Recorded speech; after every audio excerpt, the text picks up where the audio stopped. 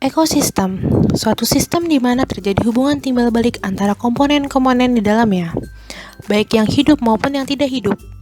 Mereka berinteraksi dan membentuk hubungan positif, negatif, netral, atau kombinasinya. Berikut wawancara kami dengan orang awam dan seorang petugas di Ragunan. Yusuf, umur saya masih 22. Ya, saya perawat bunga di sini. Boleh tahu binatang di sini tuh dipisah menurut spesies, kasih waktu buat interaksi sama spesies lain nggak? Jadi kita melihat tangan itu kan dipisah sama spesies. Jadi kita tuh ada masa karantinanya. Jadi tuh dia kan dia dari liar tuh dari alam kita pindah ke konservasi gitu kan dia pasti kaget ya. Jadi ada beberapa hari dulu buat dia terbiasa di konservasi. Baru kita karantinanya udah gitu baru dimasukin ke kandang peragaan. Bagaimana cara merawat binatang di sini? Jadi kalau di sini kita peragaannya disesuaikan sama yang di alamnya.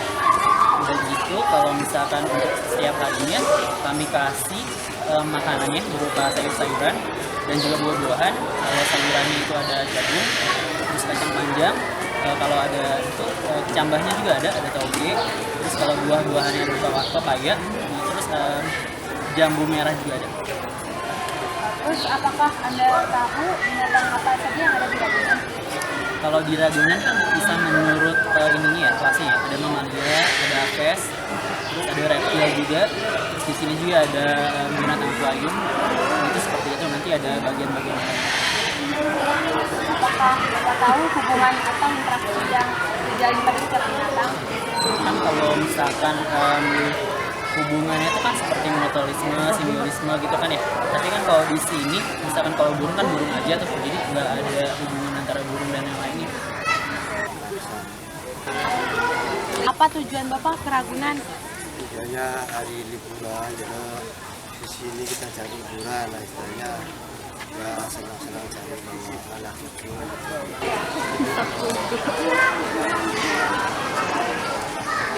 Apa aja tuh binatang yang Bapak tahu di Ragunan ini? Sekelilingnya itu ada burung, sama burung, onta apa gitu. Yang kedua kunjungan harimau, singa,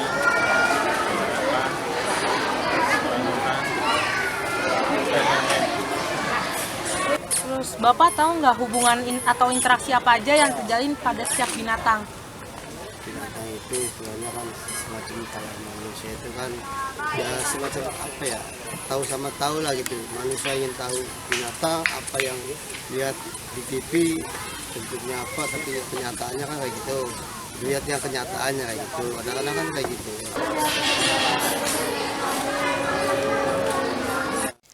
Begitulah pengetahuan mereka tentang interaksi antar makhluk hidup. Sepertinya informasi mereka tentang hal ini belumlah cukup. Biologi, dasarnya tidak jauh dari reproduksi dan bertahan hidup. Beberapa makhluk hidup mampu menjalani hidupnya tanpa mengganggu makhluk hidup lain. Contohnya seperti ayam dan kucing. Mereka tidak menghiraukan satu sama lain. Hubungan seperti ini dapat disebut sebagai netralisme, atau interaksi antara dua spesies atau lebih yang masing-masing tidak terpengaruh oleh adanya asosiasi, karena keduanya tidak saling menguntungkan maupun merugikan. Namun, reproduksi dan bertahan hidup tidak terdengar semudah itu. Banyak faktor yang menyebabkan hal tersebut tidak berjalan dengan lancar. Salah satunya adalah kompetisi.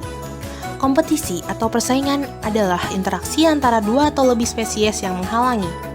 Hal ini terjadi karena masing-masing spesies membutuhkan hal yang sama. Persaingan dapat terjadi pada organisme di niche atau relung yang sama.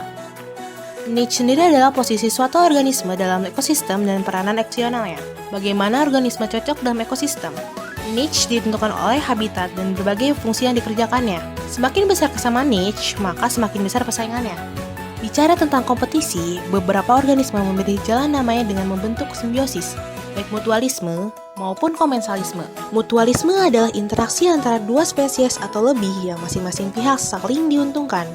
Contohnya seperti mikoriza yang merupakan mutualisme antara jamur dan tumbuhan. Jamur membutuhkan tumbuhan untuk melengkapi daur hidupnya, dan tumbuhan diuntungkan karena jamur yang menambah luas permukaan penyerapan air dan mineral dari tumbuhan. Contoh lainnya adalah tanaman berbunga dan lebah.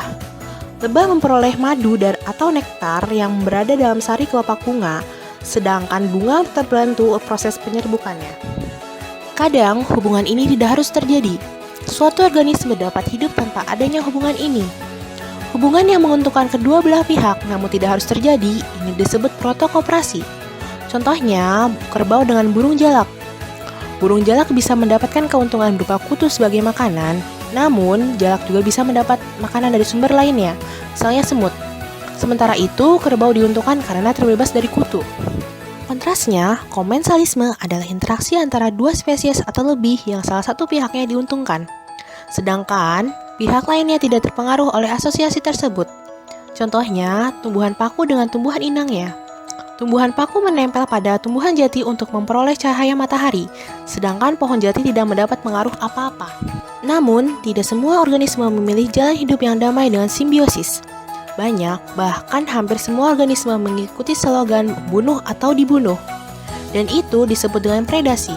Ketika menyebut kata predasi, yang terlintas dalam pikiran adalah hewan-hewan karnivora. Entah itu singa yang memburu kijang di padang Afrika, elang yang memakan tikus, atau lainnya. Namun, predasi itu lebih dari aksi hewan makan hewan. Orangutan juga kita dapat bilang sebagai predator, meski mereka hanya memakan tumbuhan. Mengapa? Karena predasi berlaku pada setiap jenis interaksi di mana suatu organisme menewaskan organisme lain untuk memperoleh energi. Dan semua makhluk hidup membutuhkan energi untuk mencapai tujuan hidupnya, bertahan hidup dan membuat banyak bayi. Hampir semua energi di dunia dimulai oleh tumbuhan. Jadi pikirkan gajah yang sedang memakan rumput. Itu mungkin bukan predasi untukmu, namun itu adalah tipe predasi yang disebut herbivora. Ada juga bentuk predasi bernama parasitisme, yaitu hubungan di mana suatu organisme memperoleh energinya dari suatu inang, biasanya merugikan dan kadang membunuhnya dalam proses. Berdasarkan letaknya, parasit dapat dibagi menjadi dua macam, yaitu endoparasit dan ektoparasit. Endoparasit atau parasit internal contohnya adalah Trichomonas vaginalis yang hidup di saluran kelamin wanita. Sedangkan ektoparasit atau parasit eksternal contohnya adalah tumbuhan tali putri yang hidup menumpang dalam tumbuhan lain. Predasi menguntungkan suatu organisme dan merugikan organisme lainnya. Ada hubungan lain di mana suatu organisme dirugikan dan organisme lainnya tidak terpengaruh apa-apa. Hubungan ini disebut amensalisme. Pada banyak kasus, amensalisme terjadi karena fenomena aleopati. Aleopati adalah fenomena ketika suatu organisme menghasilkan suatu zat kimia yang mempengaruhi pertumbuhan, kelangsungan hidup, dan reproduksi organisme di sekitarnya. Zat kimia yang dihasilkan disebut aleokimia. Contohnya adalah gulma dan tanaman produksi. Beberapa jenis gulma seperti alang-alang dan rumput teki dapat mengeluarkan aleokimia yang bisa menghambat pertumbuhan tanaman produksi.